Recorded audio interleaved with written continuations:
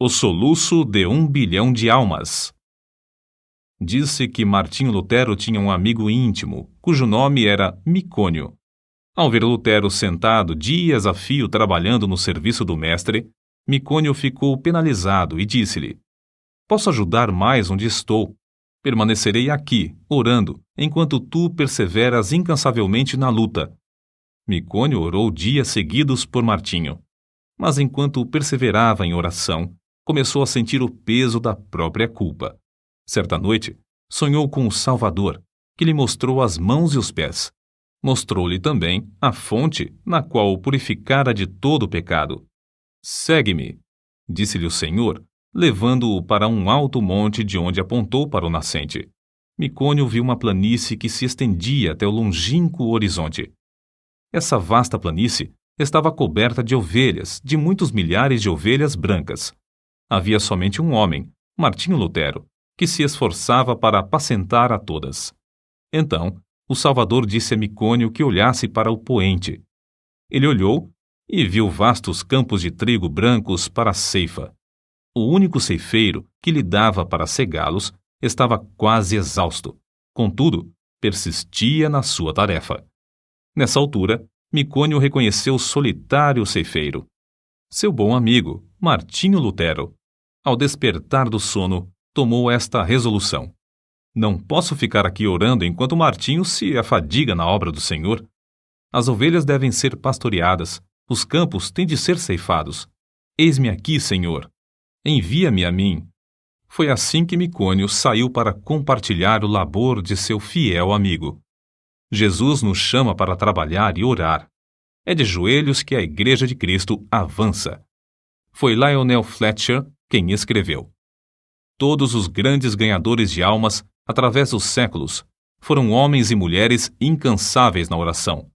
Conheço como homens de oração quase todos os pregadores de êxito da geração atual, tanto como os da geração próxima passada, e sei que, igualmente, foram homens que oravam intensamente. Certo evangelista tocou-me profundamente a alma quando eu ainda era jovem repórter de um diário. Esse evangelista estava hospedado em casa de um pastor presbiteriano. Bati à porta e pedi para falar-lhe. O pastor, com voz trêmula e com um rosto iluminado por estranha luz, respondeu: "Nunca se hospedou um homem como ele em nossa casa. Não sei quando ele dorme. Se entro no seu quarto durante a noite para saber se precisa de alguma coisa, encontro-o orando. Vi-o entrar no templo cedo de manhã e não voltou para as refeições. Fui à igreja. Entrei furtivamente para não perturbá-lo. Achei-o sem paletó e sem colarinho. Estava caído de bruços diante do púlpito. Ouvi a sua voz como que agonizante e comovente, instando com Deus em favor daquela cidade de garimpeiros, para que dirigisse almas ao Salvador. Tinha orado toda a noite. Tinha orado e jejuado o dia inteiro. Aproximei-me furtivamente do lugar onde ele orava prostrado. Ajoelhei-me e pus a mão sobre seu ombro. O suor caía-lhe pelo corpo. Ele nunca me tinha visto, mas fitou-me por um momento e então rogou: "Ore comigo, irmão. Não posso viver se esta cidade não se chegar a Deus." Pregara ali 20 dias sem haver conversões. Ajoelhei-me ao seu lado e oramos juntos. Nunca ouvira alguém insistir tanto como ele. Voltei de lá assombrado, humilhado e estremecendo. Aquela noite assisti ao culto no grande templo onde ele pregou. Ninguém sabia que ele não comera durante o dia inteiro, que não dormira durante a noite anterior. Mas, ao levantar-se para pregar, ouvi diversos ouvintes dizerem: "A luz do seu rosto não é da terra." E não era mesmo. Ele era conceituado instrutor bíblico, mas não tinha o dom de pregar. Porém, nessa noite, enquanto ministrava, o auditório inteiro foi tomado pelo poder de Deus. Foi a primeira grande colheita de almas que presenciei. Há muitas testemunhas oculares do fato de Deus continuar a responder às orações, como no tempo de Lutero, Edwards e Judson. Transcrevemos aqui um comentário publicado em certo jornal. A irmã Dabney é uma crente humilde que se dedica a orar. Seu marido, pastor de uma grande igreja, foi chamado para abrir a obra em um subúrbio habitado por pobres. No primeiro culto não havia nenhum ouvinte. Somente ele e ela estavam presentes. Ficaram desenganados. Era um campo dificílimo. O povo não era somente pobre, mas depravado também. A irmã Dabney viu que não havia esperança a não ser clamar ao Senhor e resolveu dedicar-se persistentemente à oração. Fez um voto a Deus que, se ele atraísse os pecadores aos cultos e os salvasse, ela se entregaria à oração e jejuaria 3 dias e 3 noites no templo, todas as semanas, durante um período de 3 anos. Logo que a esposa daquele pastor angustiado começou a orar sozinha no salão de cultos, Deus começou a operar, enviando pecadores a ponto de o salão ficar superlotado de ouvintes.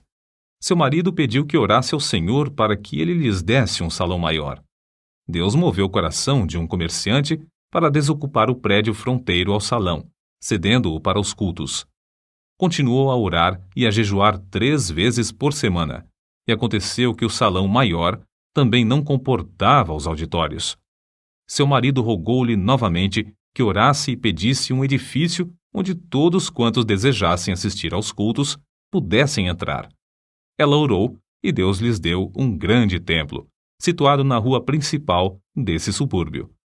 No novo templo, também a assistência aumentou a ponto de muitos dos ouvintes serem obrigados a acompanhar as pregações de pé, na rua. Muitos foram libertos do pecado e batizados. Quando os crentes sentem dores em oração, é que renascem almas. Os que semeiam em lágrimas cegarão com alegria. Salmos, capítulo 126, versículo 5. O soluço de 1 bilhão de almas na terra me soa aos ouvidos e comove o coração. Esforço-me, pelo auxílio de Deus, para avaliar, ao menos em parte, as densas trevas, a extrema miséria e o indescritível desespero dessa multidão de almas sem Cristo. Medita, irmão, sobre o amor do Mestre, amor profundo como o mar. Contempla o horripilante espetáculo de desespero dos povos perdidos, até não poderes censurar, até não poderes descansar, até não poderes dormir. Sentindo as necessidades dos homens que perecem sem Cristo, foi que Carlos Inwood escreveu o que falamos há pouco, e é por essa razão que se abrasa a alma dos heróis da Igreja de Cristo através dos séculos. Na campanha de Piemonte, Napoleão dirigiu-se aos seus soldados com as seguintes palavras: ganhastes sangrentas batalhas sem canhões, atravessastes caudalosos rios sem pontes, marchastes incríveis distâncias descalços, acampastes inúmeras vezes sem coisa alguma para comer. Tudo graças à vossa audaciosa perseverança. Mas, guerreiros, é como se não tivéssemos feito coisa alguma, pois resta ainda muito para alcançarmos. Guerreiros da causa santa, nós podemos dizer o mesmo. É como se não tivéssemos feito coisa alguma. A audaciosa perseverança é-nos ainda indispensável. Há mais almas para salvar atualmente do que no tempo de Miller, de Livingstone, de Patton, de Spurgeon e de Moody. Ai de mim se não anunciar o Evangelho.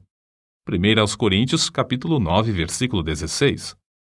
Não podemos tapar os ouvidos espirituais para não ouvir o choro e os suspiros dos atuais 6 bilhões de almas na Terra, que não conhecem o caminho para o lar celestial.